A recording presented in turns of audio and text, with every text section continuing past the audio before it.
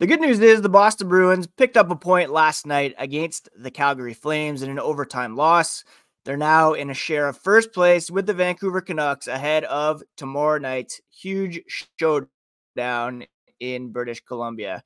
Going to talk about all things black and gold today with Belle Fraser of the Hockey News. So let's get right into it, shall we? You're Locked On Bruins, your daily podcast on the Boston Bruins. Part of the Locked On Podcast Network, your team every day.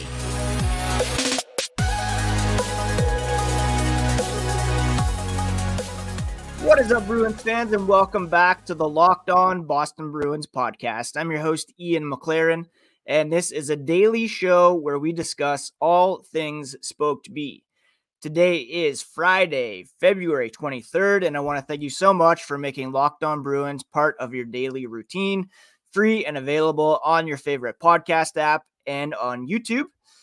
Part of the Locked On Podcast Network, your team every day. Please do hit that subscribe button so that each new episode is automatically added to your feeds for you to download, listen, and enjoy. Quick reminder that you can follow the podcast on the app formerly known as Twitter at Locked NHL Bruins. Same handle on Instagram. And you can find me, my hockey thoughts and dad jokes at Ian C. McLaren. All right, today is not a solo episode. I am going to be joined by Belle Fraser of the Hockey News to discuss last night's game against the Calgary Flames, some trade deadline stuff, look ahead to tomorrow night's game against the Vancouver Canucks. So let's just jump right into it and welcome Belle to the podcast.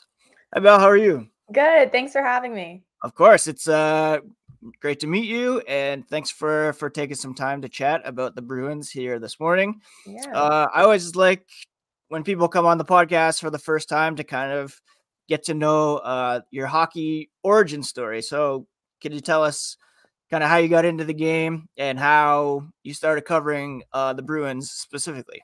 Yeah, totally. I'm originally from New York, actually. So Okay. grew up a Rangers fan, but I grew up in the city, about 15-minute walk from Madison Square Garden. So my dad brought me there when I think my first game, I was 2 months old, and we it was just our thing growing up. I credit him a lot about my love of hockey. And then, I got into journalism in high school and kind of realized you could combine the two things. And that brought me to Boston University, where I'm a senior right now, actually. But I've covered BU hockey, men's and women's, for the past 4 years, which has been so much fun. A lot of Bruins connections too, with the BU program. And then, this year I started with the Hockey News. I'm on the Bruins beat. It's been amazing, and a really interesting season to cover too, in this kind of new era, as everyone's been talking about it. So I'm still loyal to New York, but I've definitely been converted to Boston and Boston hockey and just the community here. So that's a little bit about me. Yeah, very cool. It's very similar story to Charlie McAvoy, I guess. Yeah. Being a New York native, and that's very cool. I guess that brings us to kind of this Bruins season as a whole before we kind of get into last night's game or just the team heading into tomorrow night's game. Just your impressions overall of the Bruins so far this season. I've been saying I'm kind of like a cup half full person when it comes to the Bruins this season, like exceeding all expectations right now, and anything that they accomplish and kind of what was supposed to be a transition season is a bonus. What are your thoughts so far on this version of the Boston Bruins? Yeah, I agree with that. I think going into the season, it was the whole transition year thing. Everyone was expecting a much bigger drop off than what we've seen so far. And the start they had, yes, it was lesser strength and opponents, first 15 games this season, but I don't think you can take those wins away from them. You obviously put them at the top of the standings now, but I think the difference is they've shown glimpses of not the team they were last year, but being able to compete on the same level. But they've had that adversity. And I think that's what's been most important. And they've proved that they can work through that adversity too. They didn't hit the losing streak in December and never come out of it. They went on and won 6 straight after it. And same thing we're kind of seeing here, even with the loss last night. We can talk about it later, but picking up points, being on the road, winning against Edmonton, I don't think they're in a great spot right now, but they've proven that they can take losses, they can take growing pains and kind of work with it in stride and not have it drown them, which I think a lot of people were worried about. Yeah. And I think it's a lot of credit to the new leadership group and even guys without letters, to Charlie Coyle, but also players that they brought in like James Van Riemsdyk, Morgan Geekie, Danton Heinen. Those have been kind of the unsung heroes that maybe aren't the reason for the Bruins' success, but are a part of the reason that they're not kind of lagging in the standings and having to start all over this season. Yeah, 100%. Like James Van Riemsdyk on his own, that is looking like such a probably one of the best signings, like value signings from last summer, and he's been fantastic so far for sure. And I just endorsed Danton Heinen the other day for the 7th player award. I think he's the most deserving for that.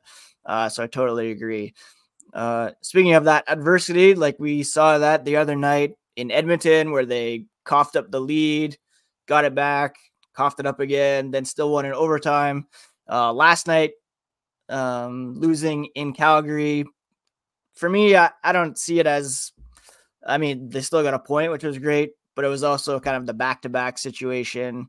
I'm not reading too much into that overtime loss to the Flames. I see it as positives that Charlie Coyle got back on track after being a bit quiet offensively for a little bit, pick up a point on the road in a back-to-back. Again, cup half full there. What's your take on that loss last night to Calgary? Cool for Coyle to reach the 20 goal mark too. I think first time since 2015-16. So just crazy. Shows, we were talking about it, but like his role has been so heightened this year, and the fact that he hasn't, fallen under the pressure either. He's excelled in it. So yeah, I definitely think that was a bright spot for last night. I also think you saw it in the first period and a half, probably first 30 minutes of the game. Like they looked tired, they looked slow.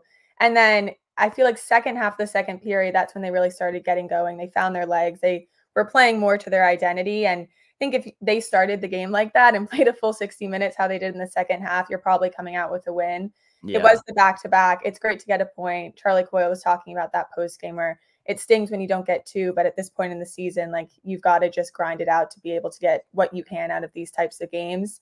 Yeah, I do think after the showing they had, I think it was February 6th against Calgary at TD Garden. Yeah, that was a stinker. Yeah, it was one of their worst games this season. So I thought a point of pride might have just been going in there and giving it back to them. But you can't win them all, evidently, with this team in the past couple weeks. But I do think it goes into what Montgomery has been saying, is that they're playing close enough to good hockey. It's not like they're playing how they did against the Caps that game or against Calgary that game. So I definitely think it wasn't, something to completely worry about. But I do think the Bruins have gone past regulation in 4 consecutive games. And there is something to say about not being able to close out teams in regulation and extend a lead in the third period. So, it's double-edged sword or whatever you want to call it. But I think there's pros and cons you take from that game, but you just got to refocus for Vancouver, because I don't think they got Vancouver's best a couple weeks ago at TD Garden. You're probably going to see a much hungrier team from them. For sure. Yeah. We'll talk about that one a little bit later as well. Maybe touch on some trade deadline activity, and also whether or not they can compete in the East. And we're going to touch on all that here as the podcast continues.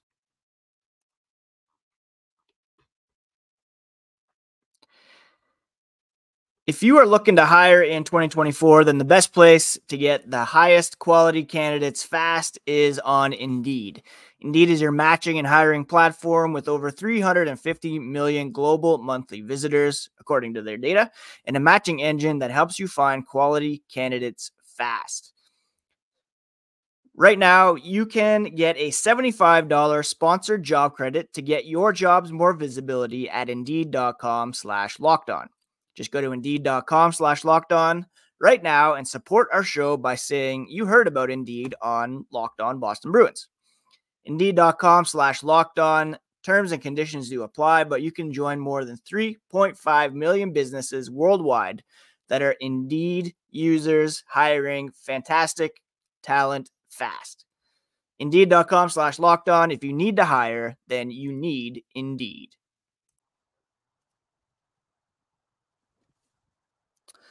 All right, continuing conversation today with Belle, Fraser of the Hockey News. I should point out I have a couple Hockey News physical copies That's on the awesome. shelf behind me.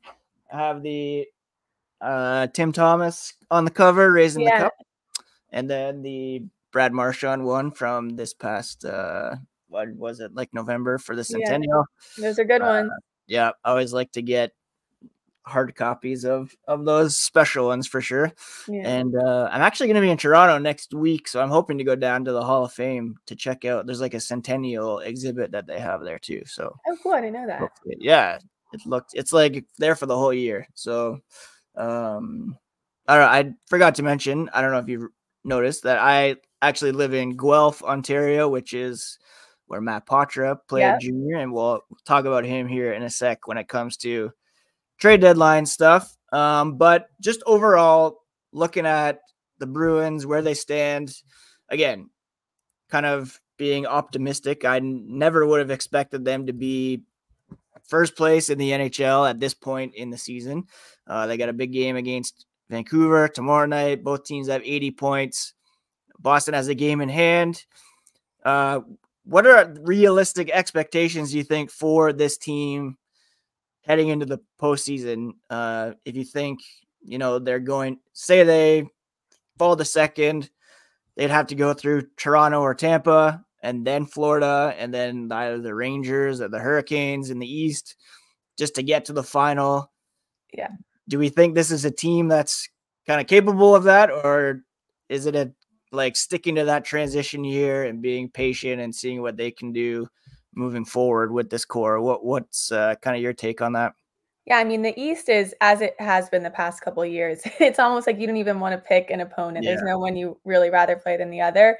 But I think the Bruins do have 80 points. Like, they're at the top of the league for a reason. And just because of the, preseason narratives of what this team was supposed to accomplish, I don't think it's reason for them to just throw it away because they're like, oh, maybe we don't have the pieces to make a push here. I do think that they're going to have to make some moves to kind of line up against some of these other teams in the East. We can talk about trade deadline, but, a lot of talk has been about defensive depth before the injuries. That was last week. A lot of, Derek Forbort hasn't looked his best. Hampus Lindholm before his injury, maybe not as good as last year, and playing a different way for the Bruins, I guess. Right.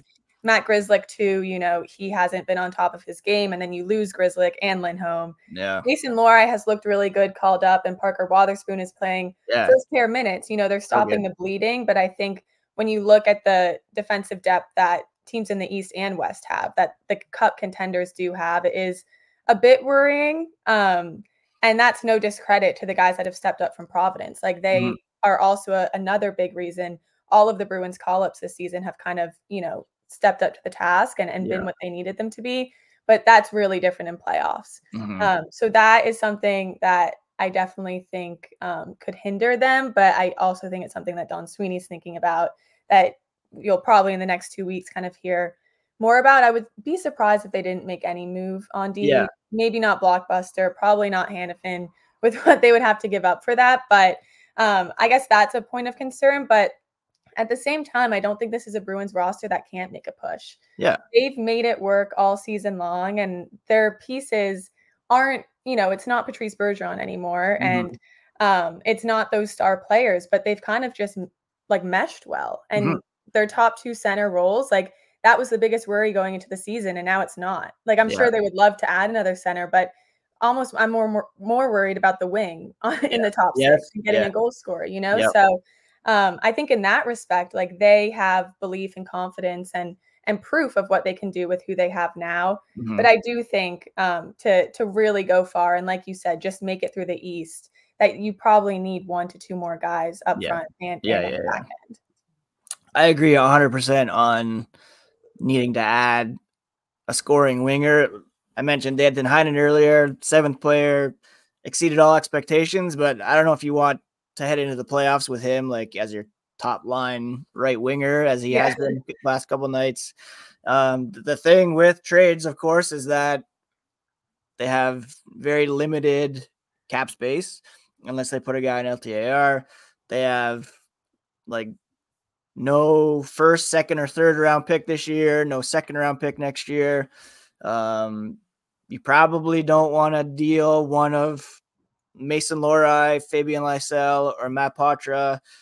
I was just listening to 32 Thoughts podcast this morning, and they were talking about how there's increased chatter about Linus Ullmark and how the goaltending tandem is not, you could either see it as an area of strength, and that will be a strength if they commit to kind of the rotation in the playoffs, or you can see it as a luxury where you can subtract and add elsewhere.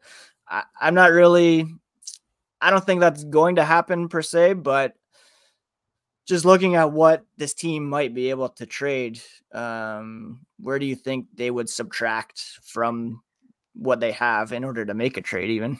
Yeah, I had two thoughts on the Ullmark comment. I thought, half the reason the Bruins have won 30% of those games in their win column is because of goaltending, maybe more. Definitely. Especially in the middle of the season, those like dog days between January, February, end of December after break. Like Linus Ullmark and Jeremy Swayman were the reason the Bruins were getting a lot of wins. And I think you can't discount that. And who knows what they're going to do in the playoffs with the rotation. And you saw Jeremy Swayman, they wanted to play him back to back this week because he had the hot hand and they wanted Ullmark to start against Edmonton. And Swayman did play really well when Ullmark was out injured in those 4 games, really backstop the team. But I think it's almost not even a luxury because they don't have the luxury of a healthy decor or a real top 6. You know, it's kind of making up for the spots that they're missing.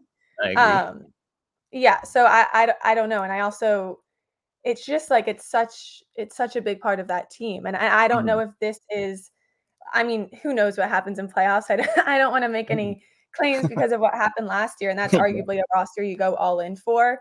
But looking at how the Bruins are built right now, I don't know if it's something you give up Linus Ullmark for. Like, it's not like, oh, if we move Ullmark, and I don't even know. I mean, there's a lot of teams that need goalies, but whatever that deal would look like, it's like, is this the team you have enough faith in to add, overcome that? Yeah. And I don't think, I don't know. I also think the guys in the room would really take that hard. Like, it's a culture thing beyond.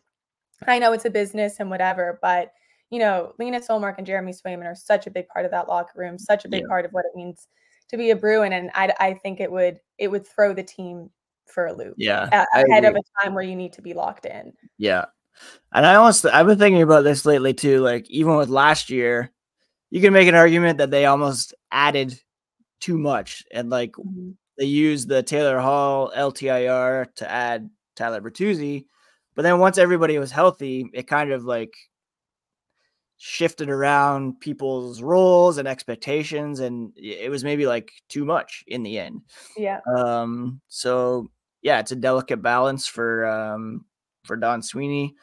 Do you think, kind of, if you're looking at like untouchables, would you put Poitras, Lysell, and Lohrei in that category, or do you think they could be fair play for any trades? I think Poitras is an interesting conversation just because of his injury and the way the Bruins handled it, where they decided that he should get surgery. It didn't seem like it was like something that needed to happen right away, but with the timeline, they're like, get it now. He's in Boston, like he's at Warrior. We see him, walking through the locker room after practice. So he's very much with the organization, and he should be ready for training camp next year. So it seems like the Bruins were the ones who kind of planned this out for him. And with Don Sweeney's comments afterwards being like, he's still a part of the future, we want him to be ready for next season, I would find it very, not like backstabby, but like, you make this 19-year-old kid get surgery in the middle of his rookie season. You kind of like commit him to the recovery in Boston and then dish him out. Like, I don't know. That's fair. Whatever. But I also think Matt Poitras isn't someone you want to give up. Like, you've been the whole conversation around a center for the past year or so, 2 years, when you kind of knew Bergeron was coming to the end. And then Matt Poitras all of a sudden appears at a training camp and earns a roster spot. And his potential is there. Like, he is 19 years old. He couldn't handle parts of the NHL, but it's his first year. He was given a lot of responsibility and then none at all in a bottom 6 role. So I don't think that's a prospect you want to throw away. Kind of the same reason we were saying about Ullmark is that is this a roster you're so confident in to give away those types of players? And yeah, Mason Lohr, I also think that's someone you want for the future. And the Bruins are in a weird position because suddenly they're good enough to make a playoff push, but they also do need to think about the future completely, because a lot of those guys that have made a difference this year on 1 to 2 year contracts. Yeah, Jeremy Swayman's going to need a raise this summer. I think if there's any like Ullmark trade possibility, it would be in the summer when Swayman has his big deal coming up. But yeah, I totally agree. I totally agree with that. And yeah, so trade deadline. I think actually I saw today was the 1 year anniversary of the big trade with the Capitals.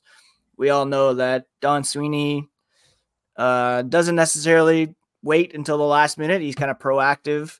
So I guess anytime now we could see something happen. I just don't know if it's going to be kind of a big swing or I guess something to keep in mind too is the fact that they right now have like $4.5 million in dead money to those overages for Bergeron, Krejci. That right there is like a pretty good winger that you could add, but you just don't have the money right now to do so, unfortunately. Unless you subtract like a Forbort or a Grzelcyk. I don't know if there's really a market for either of those guys either. Yeah, that's the thing. It's like who's picking up the guys that the Bruins would. Like no one's like, man, I need, no offense, but like a slower defenseman that hasn't had a great season at this point. Maybe Jake DeBrusk, but then they kind of need him as well at the same time. So it's like I think he's set in Boston for the rest of the season. I do too. All right, so we're gonna preview the game coming up against the Vancouver Canucks, and also talk about a couple fun things as well, and we'll do that here as the podcast continues.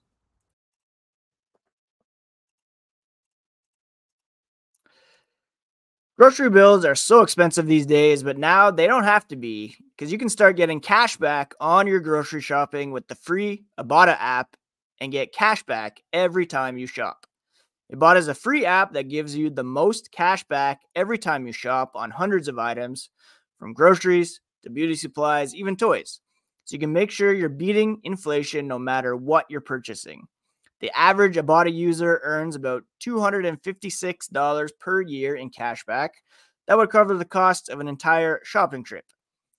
Join over 50 million users and earn cash back every time you shop for over 2,700 brands and retailers, including Lowe's, Macy's, Sephora, Best Buy, and more.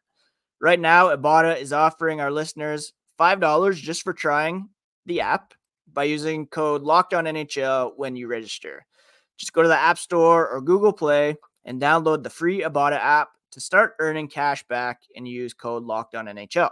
That's IBOTTA in Google Play or App Store, and use code LOCKEDONNHL to redeem $5 just for trying out the app.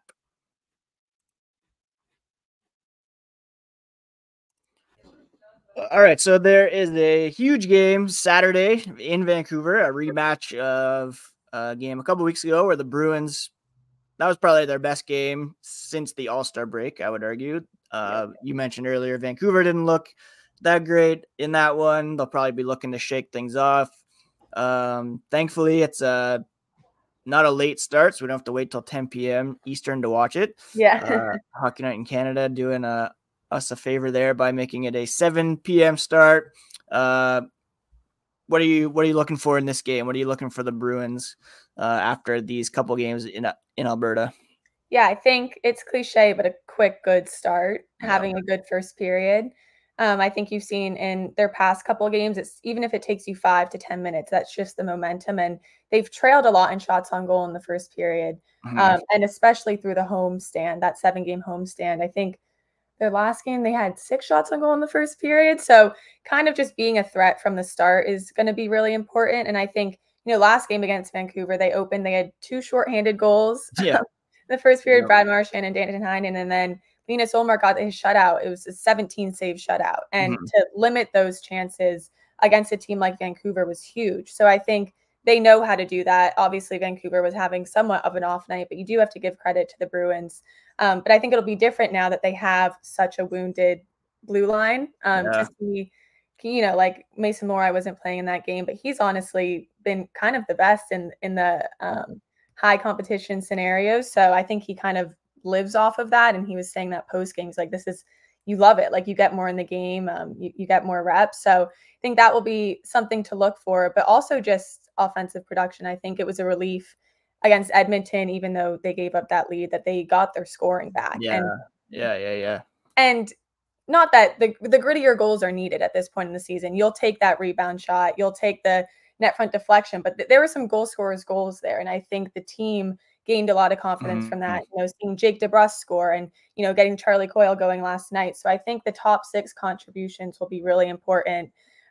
You love that the bottom 6 is kind of finding their groove. That fourth line had 4 points a couple nights ago, but it's a good storyline, but it's not sustainable forever. And you need your top 6 and your highest paid players and your stars to show up in games like this against, someone you're tied with for the top of the league. So I think it's going to have to be a character win for them, because although they got their 2 consecutive wins after that slump and made it to overtime last night, I personally haven't been like, okay, they're back, they're good. I think they need a regulation win by at least 2 goals. And maybe it doesn't come against Vancouver, but I don't know. I think they really, this is an opportunity to prove within and outside the room that, like, we're fine. There's no need to panic. Like, we got it. So this is a big turning point. And second half of the road trip, you want to kind of close it out strong before heading to Seattle. So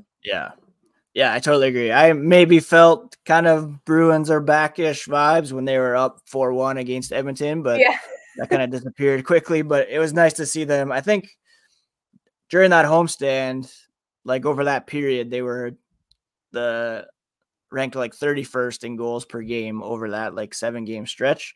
So it was nice to see them get going offensively. Jake DeBrusk on that homestand, I don't think he even had a point. So it was nice to see him scoring. Hopefully they can keep it going. Should be a great game. I'm really looking forward to it. And it doesn't get easier. Like you mentioned, they have to go to Seattle, who they lost to recently. And then their first game back home, I think, is against Vegas. Although they are missing Jack Eichel and Mark Stone, but still, it's still Vegas, Bruce Cassidy. So, that should be a good one. I will say, too, assuming Jeremy Swayman starts tonight, it'll be interesting to see, they won and he was great in overtime, but a couple of those goals let in against Edmonton were kind of uncharacteristic of him. Wasn't a strong game. Yeah, and he's known to really bounce back really strongly, bounce back with a shutout after getting pulled this season too. So I think it'll be interesting to see how he responds, because I'm sure he wants to go out there and stop every puck he sees after the Edmonton. I agree. That's definitely something to watch. Well, Belle, thank you so much for taking some time to chat. I always like to close with some fun questions. So not to put you on the spot, but a couple of questions here. What's your favorite Bruins memory it could be the last couple of years, it could be distant. And then is there something right now that you're watching or reading that people should know about to check out? Yeah. I mean, selfishly, I think my favorite Bruins memory was just covering my first game at TD Garden this season. Yeah, very cool. It was a win, which was great. Nice. It was just really cool. Also, like, going to development camp, going to training camp, seeing the team from however many players come down to the opening night roster. At media day, the day before, Mason Lohrei was still up. Matt Poitras and Johnny Beecher had those nerves where they couldn't fully say they were staying because they hadn't gotten the official nod. So it was just really cool seeing it all come together and kind of being not behind the scenes, but on the reporting side of it after kind of just watching the Bruins the past couple of years. And then, just the whole thing is pretty cool post game. And then TD Garden, I have to say, I love Madison Square Garden. It's the number one, but the atmosphere in there is just so fun. It's such a privilege to be able to go in there, 3 to 4 times a week and kind of be part of that in the smallest way, obviously. Yeah, that's awesome. But that's definitely one of my favorite memories was probably opening night. And then array of games have been good, but that was a good one. That's awesome. And like a show recommendation, book recommendation, anything apart from hockey that's catching your eye these days? Yeah, well, I will say one of my favorite books is hockey. BU hockey plug. Yeah. Wise guys. It follows like the 1978 BU national Very championship cool. team under Jack Parker. That's a good read. Completely not related to hockey. I'm shamelessly a Bachelor binger. It's great this season. Yep. It hasn't been good in a couple of years, but I will say the Bachelor this season has had a comeback. So Stepping up. you need some guilty reality TV shows. That's my rec. Very nice. And where can people find you on social media? Where can people find your Bruins coverage? Yeah, on Twitter or X, whatever you want to call it, Belle Fraser 1. And then for Bruins coverage, it's the Hockey News Bruins site. The link is in my Twitter bio, and obviously post everything on Twitter, updates, quotes, etc. So yeah, for Bruins coverage, the Hockey News, and then my Twitter. Perfect.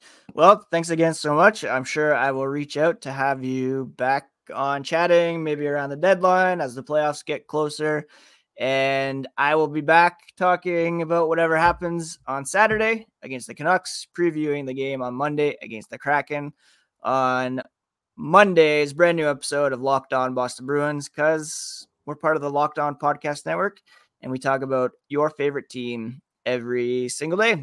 Have a great weekend, everybody, and we'll talk to you again here on Monday.